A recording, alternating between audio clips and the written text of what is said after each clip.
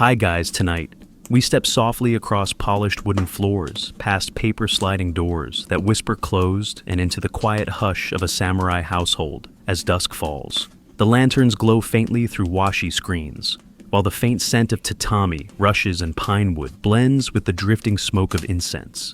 A father sets aside his sword, resting it within reach, and turns to his family with the gentle calm of one who is prepared for both battle and peace. It may surprise you to learn that these fierce warriors trained to kill in an instant followed some of the most deliberate and peaceful sleep rituals in the world, rituals that split the night into two distinct, thoughtful phases. So, before you get comfortable, take a moment to like the video and subscribe, but only if you genuinely enjoy thoughtful journeys through history. And please share where you are listening from tonight and what time it is there. Now dim the lights and let's ease into tonight's story together. As the evening deepens over a village in Edo-period Japan, the clatter of merchants closing their stalls fades, replaced by the rhythmic steps of guards patrolling the streets. In one modest samurai dwelling, the mother checks that the family shrine is in order, bowing her head before an incense stick that burns low and steady. She sets a small dish of salted rice before the ancestral tablet, a respectful gift for those who passed beyond the veil. The first sleep in this world is approached with precision and serenity. The samurai father loosens the stiff layers of his hakama, breathing out the tension of the day. His wife, moving with graceful certainty, places a folded quilt in its proper place, ready to catch the family's weariness. The children, trained in courtesy, even in their earliest years, bow and murmur their thanks before settling on simple futons laid across the tatami. It was believed that this first sleep held vital power, a way to begin the night in a balanced state of mind, securing a household's fortune and stability. Some historians still argue whether these customs developed purely from Buddhist influence, or were older Shinto patterns, woven into samurai life, but either way, they shaped a powerful sense of nightly discipline. In many homes, the twilight hour was marked by chanting or a soft flute played outside, carrying calm through narrow streets. The family listened as if the night itself sang a lullaby. Just as described earlier by the mother tending the incense, every detail of the room was arranged for harmony swords laid within arm's reach. Lantern oil, measured so it would not burn too brightly. Bedding smooth flat, so no folds might disturb a dream. Within these walls, the first sleep usually began soon after sunset. Samurai believed that those who rested well in the early night rose stronger for the morning's obligations, whether for practice with the sword or for delicate matters of law and administration. The body needed to be calm, the spirit needed to be steady. And so, the first descent into sleep was respected with a near-ceremonial stillness. There was even a lesser-known practice among some warrior households of drinking a final cup of barley tea, mixed with a pinch of roasted salt, a grounding flavor thought to stabilize the mind before sleep. The bitterness reminded them of duty, the salt of the sea's cleansing power. These tiny rituals, lost to most modern telling, gave the samurai a sense of closing the day properly. Outside, the air cooled over mossy garden stones. The gentle splash of a bamboo fountain measured each passing moment. The night insects began their chorus, a background that seemed to deepen the stillness indoors. A father checked the latch on the paper door, the faint glow of the street's watch lantern filtering through. As he returned to the sleeping space, he felt the day fall away and the calm embrace of first sleep draw near. Soon the soft breathing of the family blended with the sighing of the wind beyond the walls. In this world, the transition into night was a shared experience, a moment when the warrior's mind stepped back from violence and settled into a peace that was as important to him as any polished blade. As the lantern dimmed and the faintest glow of the coals in the hibachi faded to a gentle red, the household rested poised for the mysterious hours that would follow when first sleep released its hold. Within the hush of that first sleep, samurai households never truly let go of their vigilance. As the father rested with one hand near the sheath of his sword, a gentle sense of watchfulness remained woven through the night. The calm of the tatami-floored room was balanced by an invisible tension, a readiness for any disturbance, a reminder that peace was never guaranteed. The samurai, class guardians of their lords and their communities, had trained for centuries to rise from rest in a heartbeat. Even the design of their bedding, thin futons easily folded aside, allowed for quick movement if danger approached. Some historians still argue whether this caution was more rooted in the realities of clan conflicts or in cultural values of readiness and self-discipline, but it was clearly present in their sleeping habits. Beyond their own walls, towns and villages maintain night patrols known as yoriki and doshin, who paced the lantern-lit streets. Their voices low and measured called out the hour, reassuring honest households while warning any troublemakers of their presence. The clack of their wooden staffs on the packed dirt echoed like a heartbeat in the night. Inside, the mother might stir from first sleep, listening for a child's breathing, or for the faintest scrape outside. This brief moment of waking, as described earlier with the incense offering, carried a spiritual layer as well.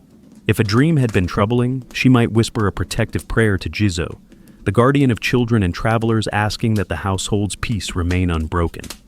There was a lesser-known practice among some homes of keeping a polished mirror near the sleeping space. It was believed that a mirror could catch stray malevolent spirits or wandering thoughts before they reached the family's dreams. Polished to a brightness nearly as clear as still water, the mirror stood like a silent sentinel as the first sleep drew on. The samurai father, breathing slowly, trusted that he could wake sharply if the need arose. Generations of discipline made even slumber feel purposeful. The quiet around him was not emptiness, but a kind of poised attention ready to serve. In more prosperous homes, a retainer or young page might sleep lightly near the family's quarters, responsible for responding to any alarms. These attendants, trained from childhood, knew that their first sleep would likely be broken by the calls of their masters or the sounds of the night watch. Their minds hovered between rest and duty, a state few outside the warrior class ever mastered. The design of samurai houses supported this subtle balance.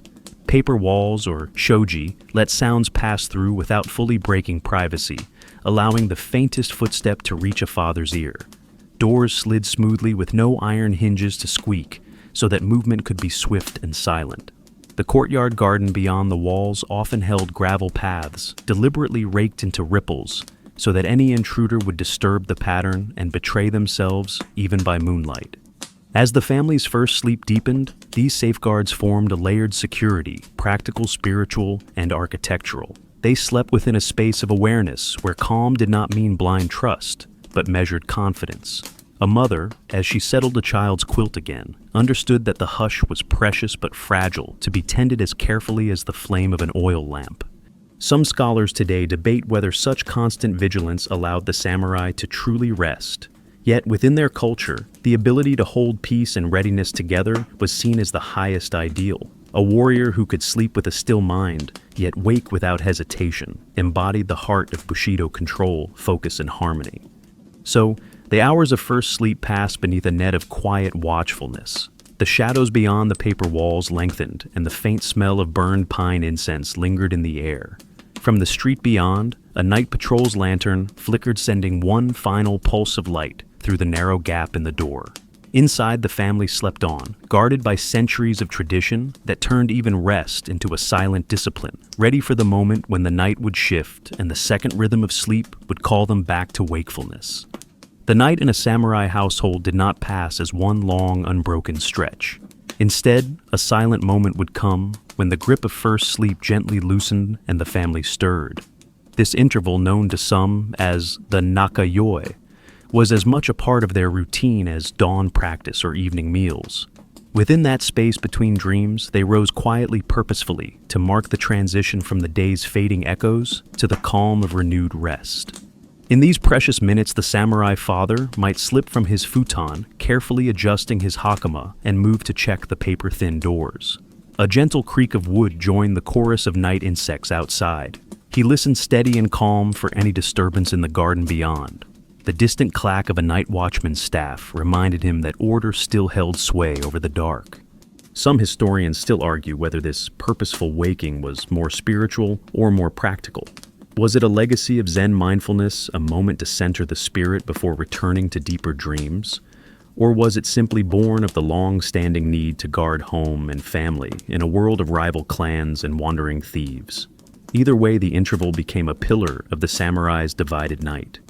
Inside, the mother might rise as well, tending to a softly crying child, or refilling the small water basin left near the family altar. She would whisper a short prayer to Amaterasu, asking that no bad dreams follow the little one back to second sleep. In this way, the nakayoi was filled with gentle tasks, neither rushed nor harsh, but woven into the fabric of household care. A lesser-known practice during this interval involved quietly checking the coals of the hibachi. Embers banked before first sleep could be nudged back to life, ready to warm hands or tea before dawn. The glow of those coals seemed to echo the soft awareness that lived in the samurai heart, never fully extinguished, never fully abandoned to darkness. The children half awake might stir and settle again, lulled by the comforting movements of parents close by. They learned almost by instinct that the night was not a single plunge, but a measured descent and rise, as if breathing. The samurai tradition taught them to respect that rhythm, to carry it forward through their own lives. Some fathers during this calm break practiced mokuso, a short silent meditation to cleanse the mind of fear or anger collected in the day.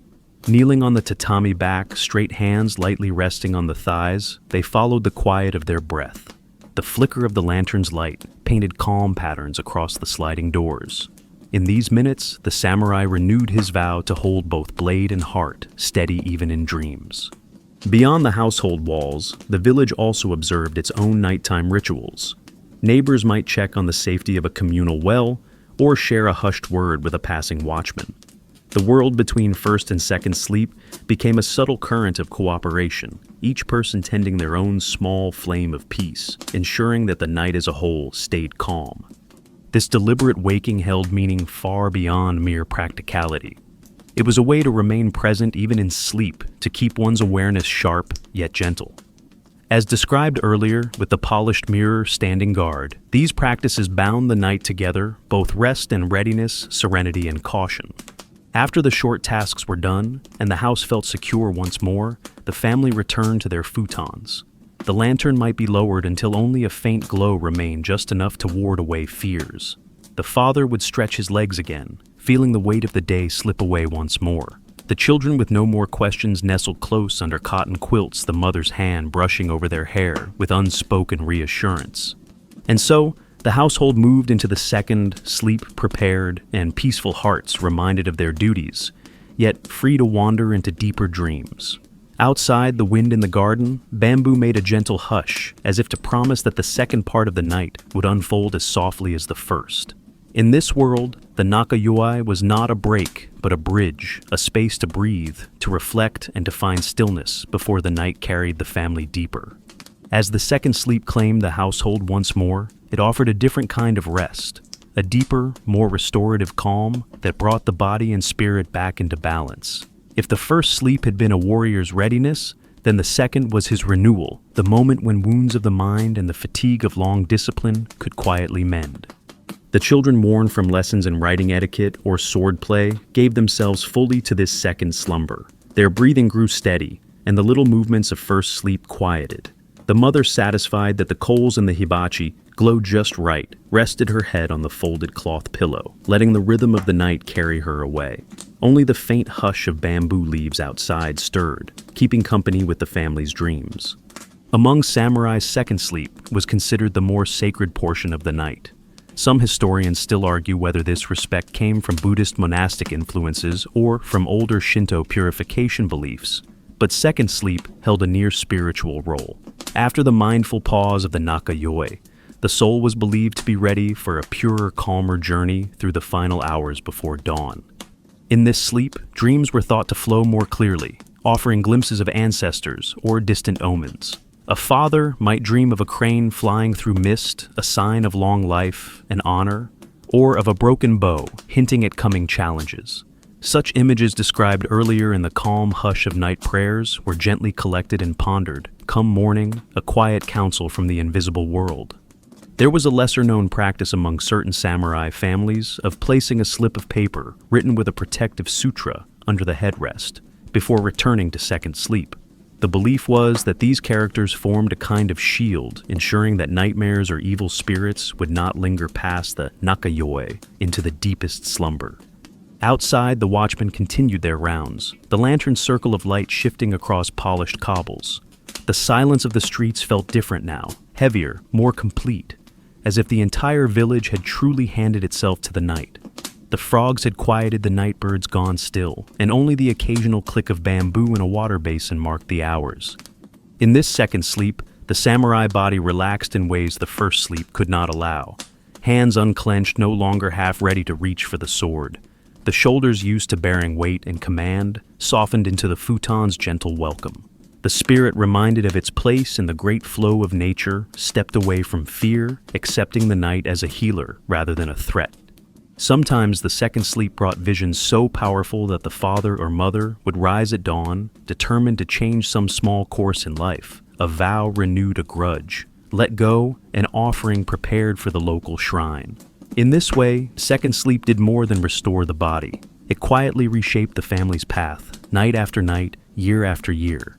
The children too learned that second sleep was not simply more of the first. They saw their parents treat it with special respect, and they grew to believe that true rest did not come from lying still alone, but from letting go after careful preparation. The mother's hand smoothing a quilt, the father's steady breath, after a brief check of the doors. The scent of incense burned nearly to ash. These details wrapped the house in a final, perfect calm. And so, the night wore on. The faintest glow began to creep toward the eastern horizon, a promise of another day. Inside the house, bodies and spirits were gathered again, whole and restored by the gift of second sleep. As described earlier, with the careful tending of dreams and hearth, this second rest was the true heart of the samurai night, gentle, sacred, and unwavering. When dawn finally came, the household would rise ready. The father would take up his sword, steady hands trained for another day of duty. The mother would gather the children to help prepare rice and tea. Their laughter softened by the hush of morning, and somewhere in their hearts they carried the hidden power of the night's quiet ritual, the divided sleep that had renewed them, guarded them, and kept their spirits whole in a world where peace was always hard won.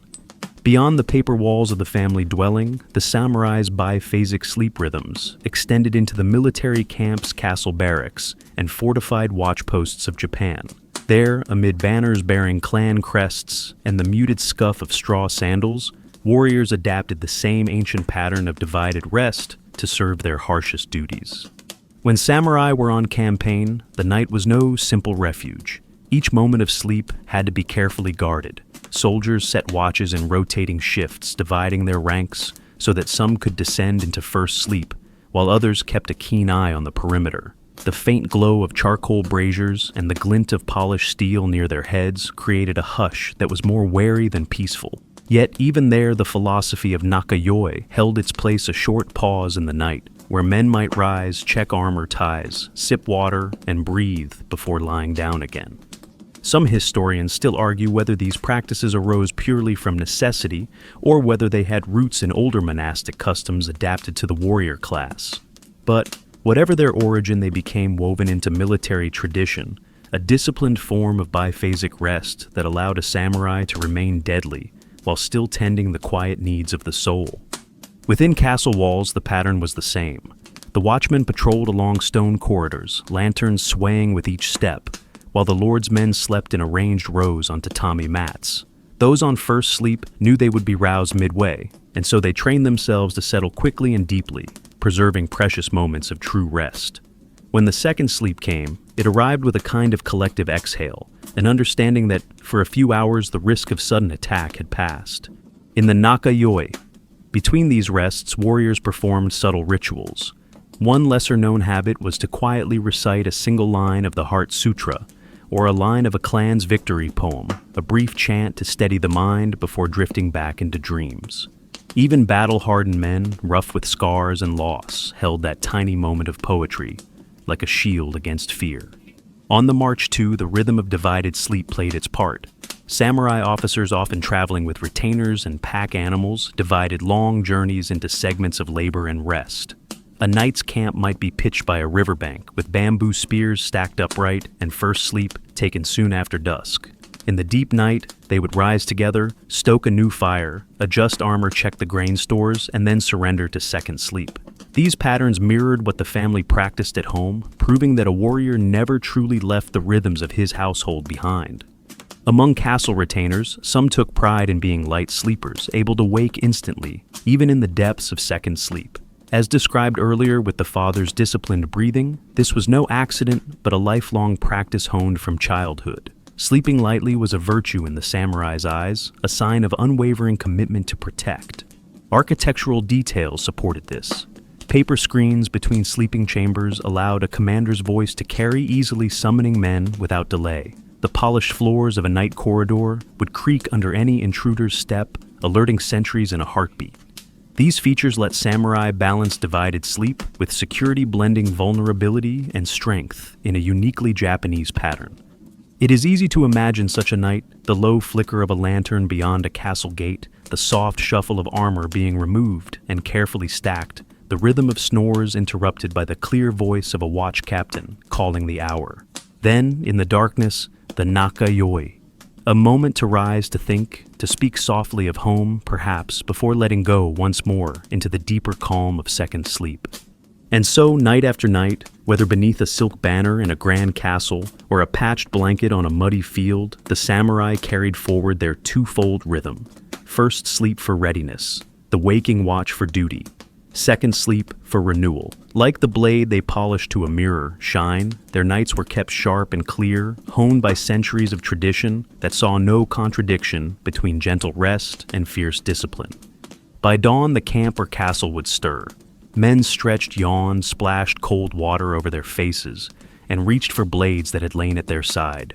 As described earlier with the mother tending the family's hearth, these warriors had learned that even the strongest heart needed the night's double gift, vigilance and then healing, so that by day they might stand firm for lord land and honor. Within the quiet geometry of a samurai home, architecture itself served the rhythms of biphasic sleep. Every wall, every lamp, every panel of polished wood supported the household's peaceful surrender to night, while still guarding against the sudden threat of intrusion or fire. In a typical dwelling paper, shoji screens filtered lantern light into a muted glow. These screens allowed a watchful father to hear even a whisper beyond the room, while softening the harshness of flame. The glow from oil lamps, carefully trimmed with wicks set low, brought a warm gold that eased the transition to sleep. Too bright a light was thought to disrupt dreams. Too dark a room might leave space for spirits to wander. The samurai found balance between these extremes, creating a space where first sleep could unfold in calm. Near the hearth, the embers banked earlier in the evening provided a gentle heat through the first phase of rest. The faint scent of charred pine and cedar, as described earlier, with the careful tending of incense, added a layer of safety and familiarity to the household. Children learning by example took comfort from the constant but subtle presence of fire, a symbol of both protection and transformation. Some historians still argue whether these details of house design were shaped purely by practical concerns, like defense, or by a spiritual view that saw harmony as the root of all safety. It is likely they wove together form following function, yet guided by the belief that beauty itself helped preserve the family's calm. One lesser-known practice involved small metal lanterns set in the hallway. These were not meant to illuminate brightly, but to mark the safe path from sleeping chambers to the water jars, or to the latrine in the naka-yoi. Their thin, wavering flame reflected off polished copper to cast delicate patterns, reminding those who woke in the night that they were still within the household's protective embrace. Outside, the house might be enclosed by walls of wood and clay, with a simple gate closed against the night. The creak of that gate served as an early warning, rousing even a lightly sleeping mother to check on her children. Inside, polished floors near entryways were left bare of mats, making it easier to hear an intruder's step. These architectural gestures mirrored the same attitude woven into the samurai's sleep, to rest fully, yet remain aware.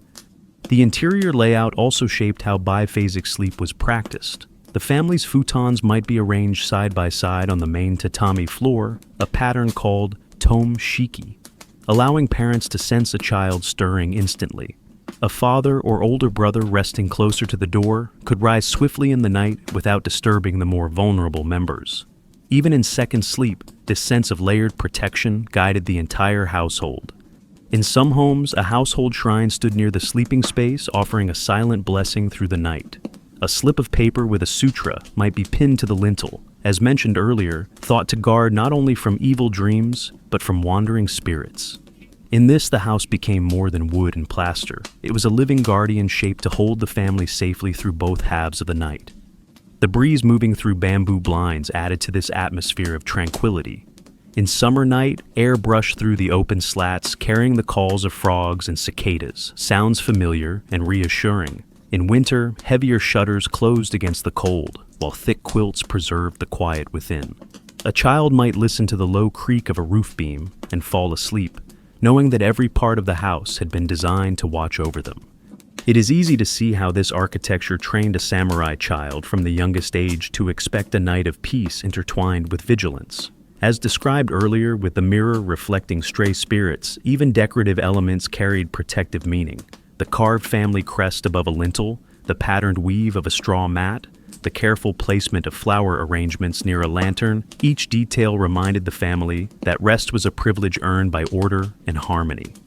And so, through first sleep, the nakayoe, and second sleep, the house stood as an ally.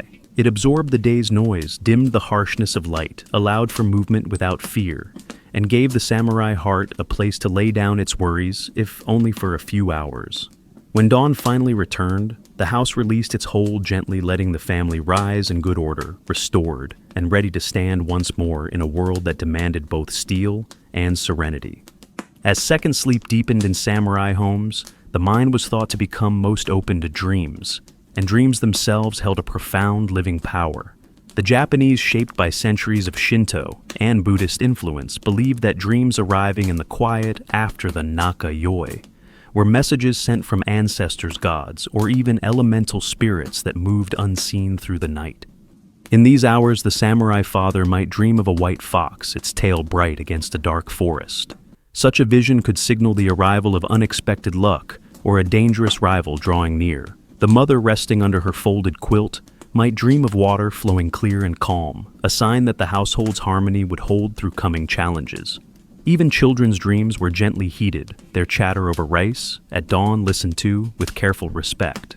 Some historians still argue whether these dream interpretations were truly part of daily samurai life, or whether they were embroidered later into folklore. But household records, poems, and letters hint that samurai placed deep trust in these night visions. After all, a world where swords might clash at any hour was also a world where subtle messages could guide the heart. A lesser-known practice during second sleep was to lay a branch of sacred sakaki near the head, its green leaves a silent prayer that dream messengers would be kind. These branches, sometimes gathered from shrines earlier in the day, were thought to draw protective kami, closer shielding the dreamer from nightmares and false visions. When dawn approached, the father might wake and share a dream with his wife, weighing its meanings against the day's planned duties. Should he avoid a certain route? Should he offer an extra prayer at the family shrine? These questions held real power, shaping choices and even shifting the course of a household's fortune.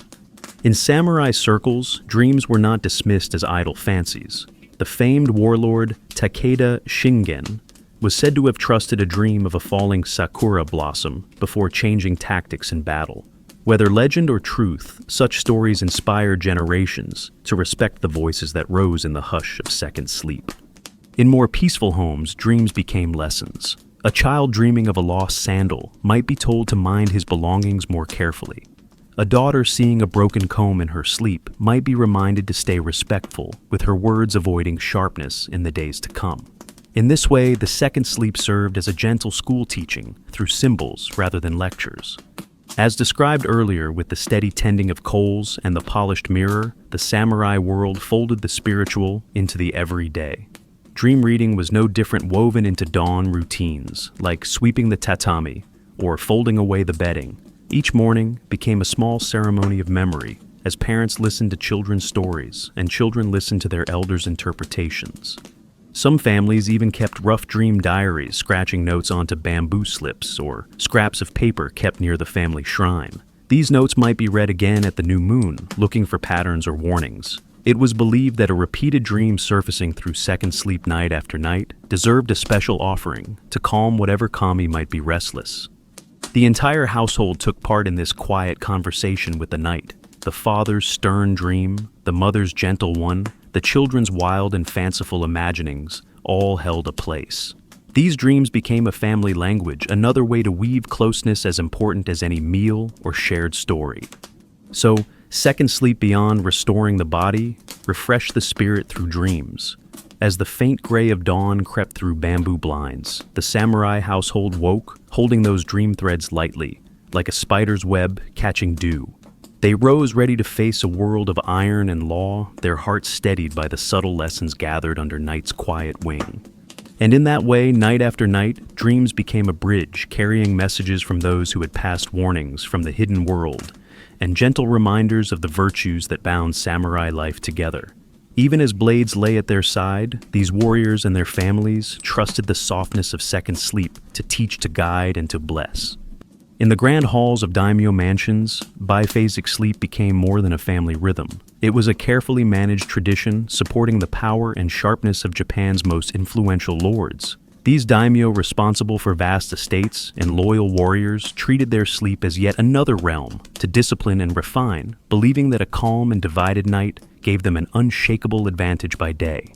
At dusk, a retinue of servants helped prepare the lord's sleeping chambers. Tatami mats were brushed smooth, fresh incense set to burn in a fine ceramic bowl, and the paper screens adjusted to soften any wind that might flicker the lantern flame.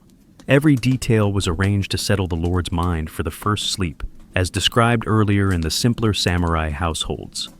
After a day spent judging disputes, meeting vassals, or planning campaigns, the daimyo needed to shed the tight armor of authority. First sleep allowed the mind to let go, to untangle the worries of loyalty, intrigue, and power. Some historians still argue whether these nightly rituals were truly soothing or simply reinforced hierarchy, a performance of calm that reassured those who served. Yet letters and diaries from the period suggest that the first sleep was sincerely valued, a precious interlude of silence and steadiness. Then came the nakayoe, as dependable as a temple bell. The lord might rise supported by a personal retainer to sip warm rice water or consult a low table of correspondence by lantern light. Important matters could not wait until dawn, and the intervigilium gave a private hour to plan decisions away from court politics. A lesser-known practice was the quiet gathering of a small group of trusted advisors in the lord's chamber during the nakayoe. Soft voices traded news from distant provinces, reviewed troop deployments, or even recited poetry to ease a worried heart. This moment, far from disturbing rest, was woven seamlessly into the pattern of biphasic sleep, a ritual that blended duty with a gentle renewal of purpose. After these calm exchanges, the daimyo would return to second sleep. Unlike the first, which shook off the day's burdens, the second sleep was thought to gather new strength, solidifying decisions made in the quiet of night. The lord might dream of a peaceful garden or a crane on a still pond, images that reassured him the coming day would unfold as planned. Architecture reinforced this rhythm. Within the inner walls, thick sliding doors provided privacy, while a row of lanterns guided quiet footfalls through the mansion. Shoji panels diffused the glow to every corner, so no hidden assassin could slip through unseen. As described earlier with the polished floors and narrow gates, these details kept second sleep protected and dignified. Even a daimyo's consort took part in this rhythm. After the onakayoe, she might offer a calming poem, or help arrange the lord's bedding, trusting that these gestures would ease his mind. Within their relationship, this gentle sharing of the night reflected loyalty and balance qualities treasured in the uppermost layers of samurai culture. Children of noble birth, sleeping in nearby rooms, were trained to follow the same cycle. Their teachers reminded them that discipline began with night as well as day. A young heir waking between first and second sleep might practice a single line of calligraphy by lamplight or recite a passage of Confucian teaching before returning to rest. In this way, biphasic sleep became a foundation for ruling with grace and self-control. A remarkable feature of these noble households was how their divided sleep inspired lower retainers to imitate them. Even if a guard's mat was rough or the lamp cheap, he mirrored the lord's cycle, showing the same readiness to rise and then rest again. The samurai class, from the mightiest daimyo to the humblest spear carrier, was bound by the shared architecture of the night. So, within these grand mansions, where power flowed as surely as the ink of an official seal, the divided sleep of first rest, intervigilium, and second sleep shaped minds as sharp as any blade.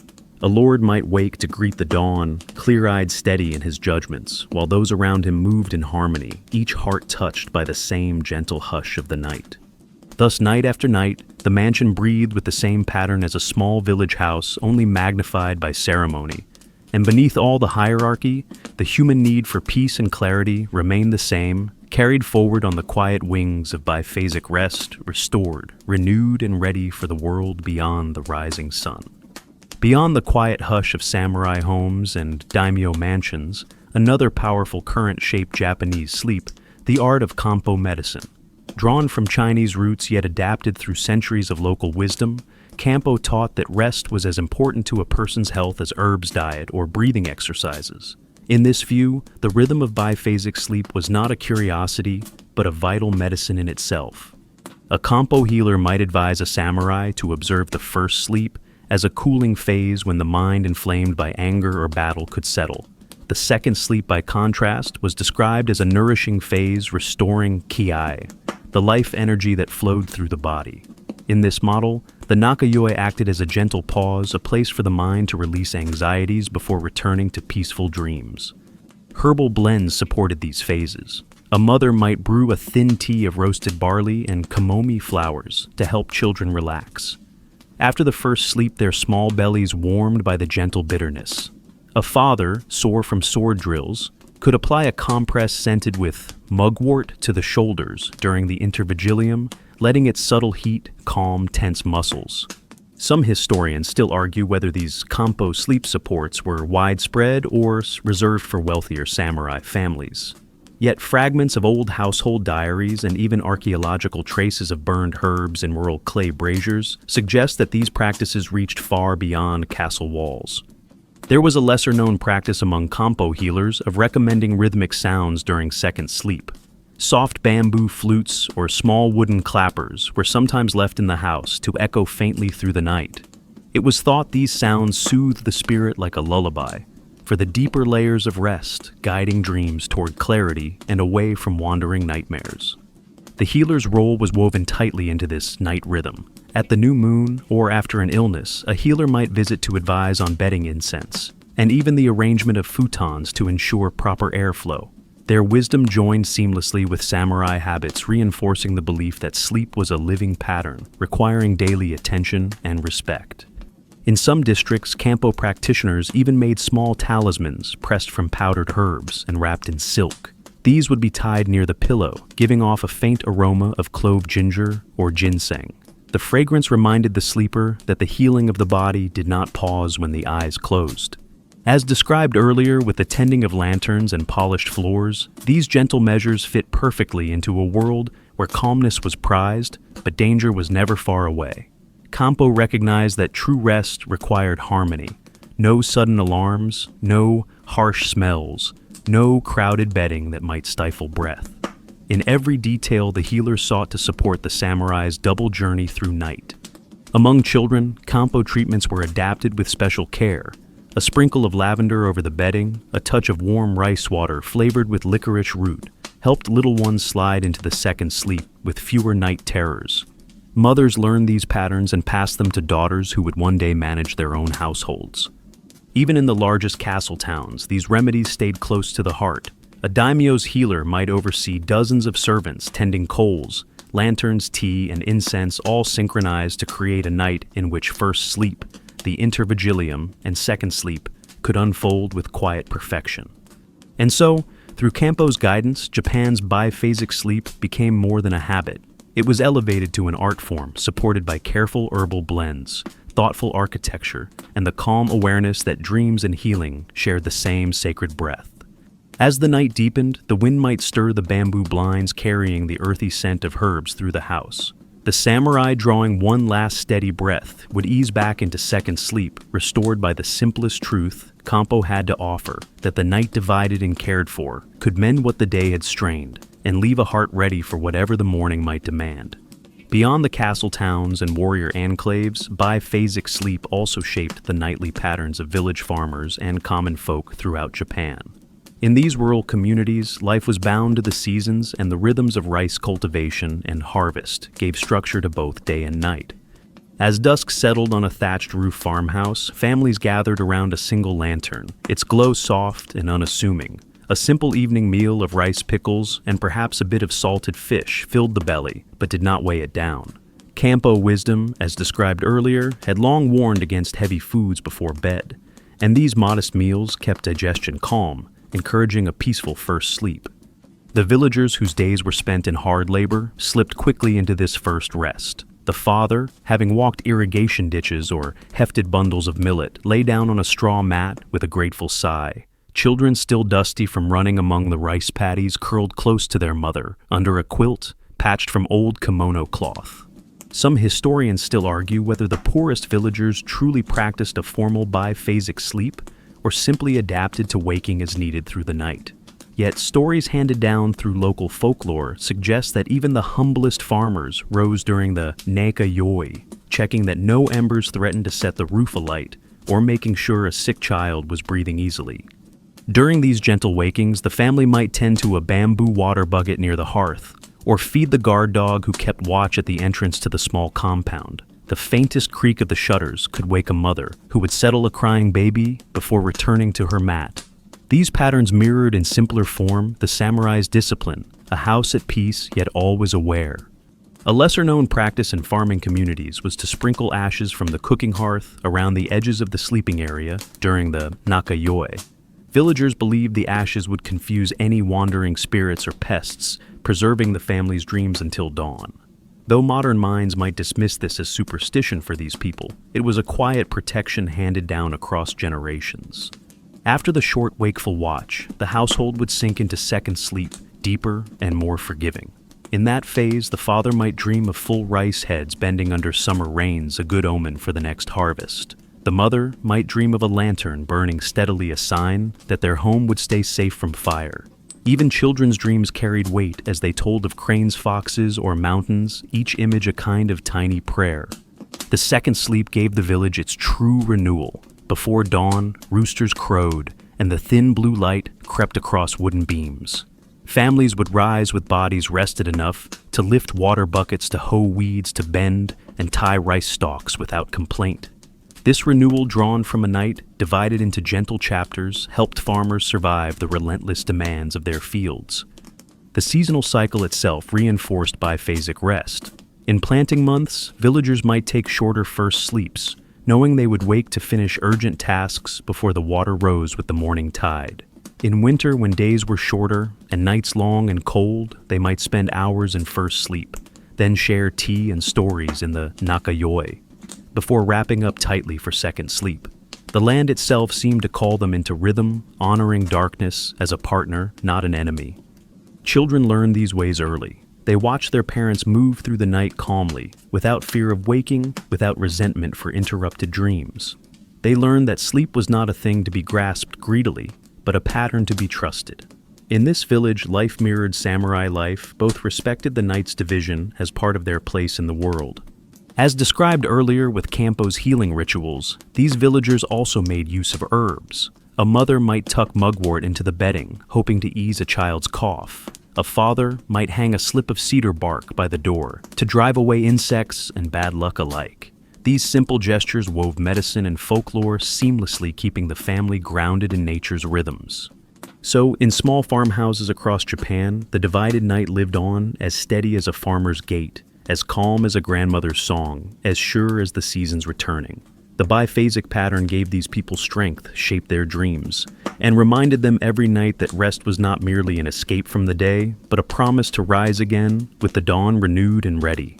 Evening in a samurai household was not truly complete until the family had visited the bath. The ritual of cleansing before sleep carried far more weight than simple hygiene. It was a profound act of restoration and calm, woven seamlessly into the rhythms of biphasic rest. As dusk deepened, water was heated over glowing coals or in a copper pot, and poured into a wooden tub, polished smooth by countless evenings of use. Children laughed as they scrubbed away the day's dust under their mother's watchful eye, the steam rising around them, fragrant with cedar planks or a sprig of seasonal herbs. The father, stiff from sword practice or household duty, eased into the warmth, breathing out the day's tension, as though shedding old armor. Some historians still argue whether these baths were only practical or also carried deep spiritual significance. But among samurai families, there was little doubt. Water cleansed not only the body, but the soul. Bathing symbolized a fresh beginning before the first sleep, a way to leave behind impurities of thought and action and enter night with a spirit renewed. The humble villagers practiced much the same, even if their bath was a smaller tub or a simple rinse by lantern light. What mattered was the intention to greet sleep both the first and the second, with a body that had been respectfully cared for. There was a lesser-known practice among some samurai of adding a pinch of salt to bathwater before stepping in. This salt, believed to drive away misfortune, reflected their layered sense of protection, reaching from the visible world to the unseen. It reminded the bather, as described earlier, with the placing of protective charms, that night was a realm where spirits moved freely, and a person must guard their own peace. After the bath, the household moved with a special quietness. Clean skin, fresh linen, and the faint lingering scent of cypress oil allowed minds to settle. Children were less restless, soothed by the warm water, and parents carried the hush of the bath into the calm of their futons. The glow of the lamp felt gentler after a bath, the flickering flame steadied by the sense that the family had performed its proper ending to the day. The bath also helped prepare for the nakayoi, the brief waking between sleeps. Warmed bodies cooled gradually in the night air, encouraging the first deep sleep, while any leftover tension seemed to drain away. If a mother rose to check a child in the nakayoi, her hands were calm, her breathing easy, still carrying the memory of warm water and steam. In the samurai quarters of castles, the bath ritual was even more refined. Servants tended fires and carried buckets of steaming water to wooden barrels set behind screens. The lord and his family would step into water, perfectly measured, neither too hot nor too cold, a sign of discipline even in comfort. Here, as in the humblest hut, the night's division into first and second rest was inseparable from the bath's gentle cleansing. Among children, the bath was a lesson in patience. They learned to sit still while elders gently poured warm water down their backs, to rinse thoroughly before stepping into the tub, and to leave the water clear for the next bather. These acts of consideration extended beyond manners. They became a language of respect that shaped how they would later move through all of life, including the rhythms of sleep. As described earlier with Campo healers and their aromatic talismans, the bath too was a medicine of its own kind. It relaxed tight muscles, calmed worried thoughts, and brought the family into harmony before they laid themselves down under paper-thin walls and the quiet night beyond. So, when the household at last banked the hearth, coals trimmed the lamp wicks and folded themselves into sleep. The warmth of the bath traveled with them, a final blessing against the chill of the dark. It was a promise simple, yet powerful, that the night could be entered without fear. And so, with clean skin, a calm heart, and the faint whisper of the water still in their ears, the family trusted themselves to the divided night, knowing that the first sleep and the second would hold them safely until dawn. Within the layered walls of a samurai household, night did not belong to a single generation alone. The rhythms of biphasic sleep wrapped children, parents, and elders together in a calm continuity that preserved the household's harmony. Here, respect for age, care for youth, and the bonds of family found their perfect expression during the quiet hours of rest. As dusk fell, the elders of the household often took to their futons first. Their bodies, slowed by years, needed the healing power of first sleep. They lay near the family altar, or a protective charm pinned over the lintel, trusting that the spirits of ancestors watched over them. Grandparents who had seen war or famine drifted off with a sense of relief, breathing in the subtle scent of cedar floors and warm rice water. The younger children settled soon after, comforted by the gentle voice of a mother or the reassuring presence of older siblings. The thin quilts patched from scraps of worn kimono felt familiar and safe. Parents guided the children's hands to place a tiny offering near the household, God teaching them that peace at night was something to be asked for, not merely expected. Some historians still argue whether the samurai household was truly as serene as these images suggest, or if tension sometimes lurked between generations. Yet the patterns of biphasic sleep left traces in countless diaries hinting that night, at least, was a time when age and youth found shared rest. During the nakayoi, elders would often wake gently, their sleep naturally lighter. As described earlier with a mother tending the coals, these elders might rise to check the hearth or shuffle to ensure doors remained secure. In their small movements, they wove a thread of protection through the sleeping family, even as the rest of the household lay still. A lesser-known tradition was for elders to hum a soft Buddhist chant while awake in the nakayoi, This quiet recitation was believed to shield the dreams of children, a blessing carried in rhythm with each measured breath. Grandchildren half-waking might hear this low song and fall back into second sleep, reassured, trusting that all was well.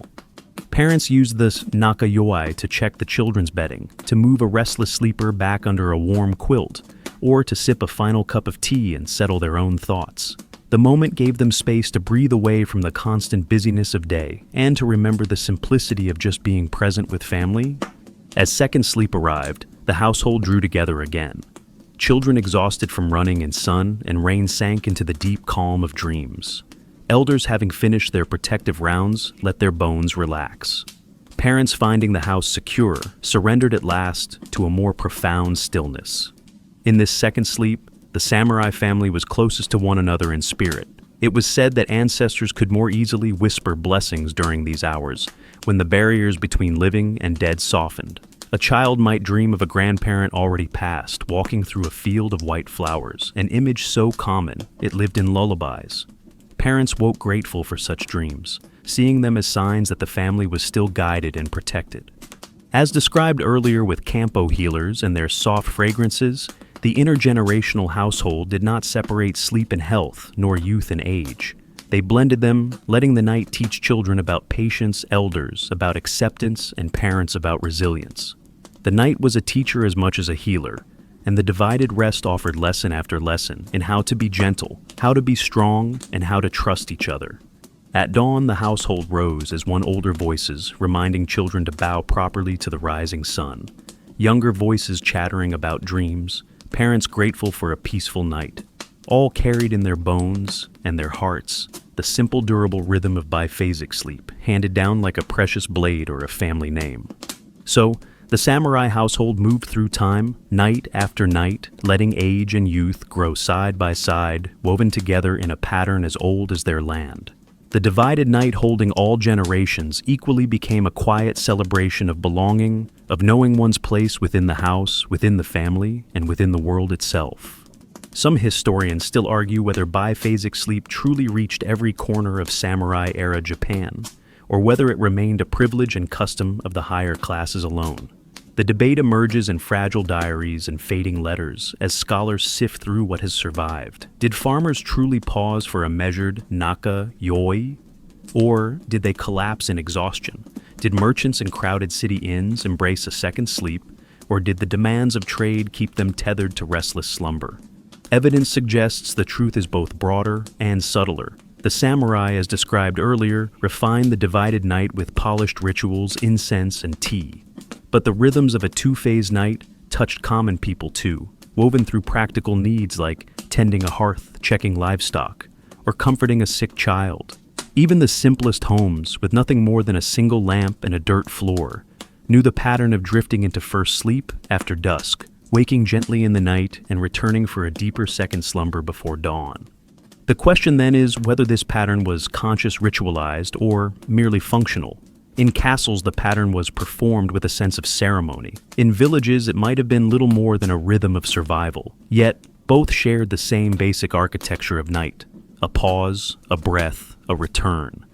There was a lesser-known glimpse of this truth in the travel diaries of itinerant monks and poets. They wrote of stopping at roadside inns and seeing families wake in the night to bank coals or hush a restless baby, then lying back down with calm acceptance.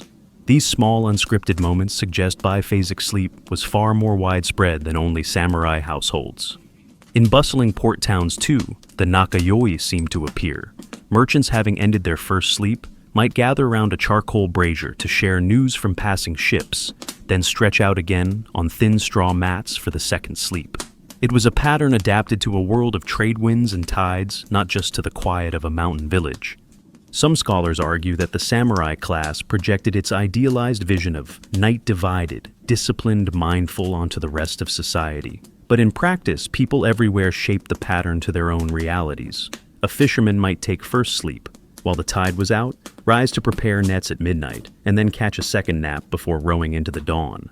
A woodcutter might sleep early, wake to sharpen his blade, then drift off once more in the final hours before sunrise. In this sense, biphasic sleep was not a uniform code, but a living pattern adjusted to match the seasons, the weather, the harvest, or the needs of a household. Its universality lay not in identical rituals, but in the recognition that night itself was naturally suited to pause and continuation. As described earlier with Campo's influence and the wisdom of elder voices, there was a sense that the divided night belonged to everyone high or low. Even a beggar sheltering under an awning in the rain might find a brief first sleep-wake to rearrange his thin blanket, then slip back into second sleep with nothing but the sound of dripping water for company. That subtle acceptance that a night was not only for stillness, but also for motion and awareness united Japan across class, profession, and place. While the samurai wrote poems about dreams and recited sutras at midnight, the farmer rose to feed an ox. The merchant checked his ledgers. The village mother soothed a baby, and each returned to sleep with a mind restored by a brief moment of peace. So, the debate among historians will likely continue as it should. But the story left in diaries and lullabies and temple records and in the simplest folk songs tells us that biphasic sleep was a melody known across the land. Whether sung in polished phrases or hummed in half-forgotten tunes, it was a song that allowed each person, no matter their station, to pass through the night as gently as a crane gliding over water. First sleep, then waking, then second sleep, and at last, the promise of dawn. As the centuries turned and Japan began to modernize, the quiet art of biphasic sleep began to fade. The steady pulse of night that had once cradled samurai farmers and merchants alike was gradually broken by new technologies, new schedules, and the shifting patterns of industrial life. In the late Edo and early Meiji eras, cities grew more crowded, and artificial lighting extended the hours of trade and social gatherings. Bright lanterns lined the streets, pushing back the once cherished darkness. Where a family might have settled soon after dusk, people now stayed awake to talk business, to drink sake, or to attend entertainments that stretched deep into the night. Some historians still argue whether this change was truly a loss or simply a new adaptation. Yet it is certain that the measured pause of the nakayoi became harder to maintain. Factories demanded workers arrive at dawn and stay until dusk, collapsing what had been a flexible cyclical pattern of labor and rest into a single long sleep crammed between rigid hours. In samurai households, the erosion of the warrior class itself left its mark. As Japan centralized its military under imperial rule, the castle lords fell, and with them, the elaborate patterns of samurai night rituals. Swords were replaced with rifles, retainers dismissed or absorbed into a broader society. The calm precision of the samurai's divided sleep no longer had a place in the clattering world of telegraph wires and steam engines. There was a lesser-known consequence as well, the decline of the communal bath's evening role. Modern plumbing brought new convenience, but separated family members from the shared moment of warmth and calm that had once prepared them for the first sleep. Instead of sitting together by the flickering lamp after a bath, parents and children now washed quickly and alone, missing the gentle transitions that had soothed their ancestors into night. In the countryside, where the pace of change was slower, traces of biphasic sleep held on a while longer. Older farmers still woke to check the fire, still stepped outside to sense the coming weather, and then returned for second sleep before dawn. But even there, clocks and new schooling schedules for children gradually nudged people toward a single continuous night's rest. As described earlier with Campo's subtle arts, the household wisdom about timing, sleep, airing, bedding, and listening to dreams began to erode as well. Science more focused on efficiency and measurement labeled any waking in the night as a problem to be solved, not a pattern to be nurtured. What had once been a gentle rhythm turned under modern eyes into an imperfection in need of correction. Family structures changed too. With urban migration, younger generations left behind, grandparents taking with them the customs of chanting softly in the nakayoi, or placing protective branches near a child's pillow. New apartments and smaller homes offered little space for multi-generational households, breaking the chain of bedtime habits that had once carried across centuries. Even dreams shifted in importance. The daily grind of a factory or an office left fewer quiet hours to ponder subtle images from second sleep. The dream, once a teacher, and a warning became merely a curiosity or a fleeting shadow, often forgotten before morning tea. Some elders tried to keep the old ways alive, humming the same lullabies, keeping small charms near their bedding, or waking to pray in the night. But their children, drawn to electric lamps and mechanical clocks, lost the old confidence in the divided night. The house no longer breathed in the same rhythm, and gradually the hush between first and second sleep was replaced by a single plunge into deep exhaustion. And so, across a few generations, a pattern older than any sword or scroll began to fade. The hush of the nakayoi. The mindful pause between rests slipped quietly into history, remembered only in a few rural homes or in the lines of poems that spoke of dreams and bamboo shadows. Still something of that gentle rhythm remained, if only as a faint echo. The sense that night could be divided, that it could hold both wakefulness and sleep, lived on in stories told by grandparents in seasonal festivals, and in the memories of houses where a lantern had once burned softly through two peaceful phases of night. Though Japan's modern age drew a curtain over the long-practiced art of biphasic sleep, threads of its wisdom have quietly survived and even begun to return in today's science. Researchers studying natural sleep cycles have found that many people, when free from electric light and rigid schedules, drift back to patterns strikingly similar to those of the samurai: a first deep sleep, a calm waking interval, and a second, more peaceful rest. This recognition has sparked fresh respect for what the samurai, their families, and their communities understood for centuries: that the night does not need to be a single silent oblivion, but can be divided, shaped, and even cherished. As described earlier with Campo's teachings and elders' protective chants, biphasic sleep was a kind of night-long conversation between the mind and the body, the spirit and the ancestors, the past and the present. Some modern sleep experts now suggest that waking naturally in the middle of the night is not a problem, but a return to humanity's oldest patterns. Instead of fighting wakefulness at 2 a.m., a person might follow a samurai's example. Sit up quietly, sip warm tea, breathe calmly, reflect on the day, then return to second sleep with a clearer mind. This gentle acceptance of night's natural flow is finding new respect in a world otherwise obsessed with continuous productivity. A lesser-known echo of samurai tradition can even be seen in modern mindfulness practices. People light candles, perform gentle stretching, or focus on breathing exercises before bed, echoes of the evening baths, the incense, the low chanting, and the nakayoi that once shaped a peaceful household. These small rituals, carried unknowingly through centuries, still help prepare the mind for first sleep and welcome it back for second. There is something profoundly human in that. To pause in the middle of night to listen for the wind or the hush of a quiet house, to remember one's place in a family or a wider world, this belongs to no single culture alone. Yet the Japanese practice of divided sleep shows how elegantly it can be honored. In rural communities today, elders sometimes still wake before dawn, checking doors or softly reciting a prayer, carrying on the habit from their ancestors. The faint glow of modern streetlights cannot fully drown out the memory of a night when the lantern's warm flicker marked a household's safety. Nor can factory sirens entirely erase the instinct to rise, look around, and then settle again until sunrise.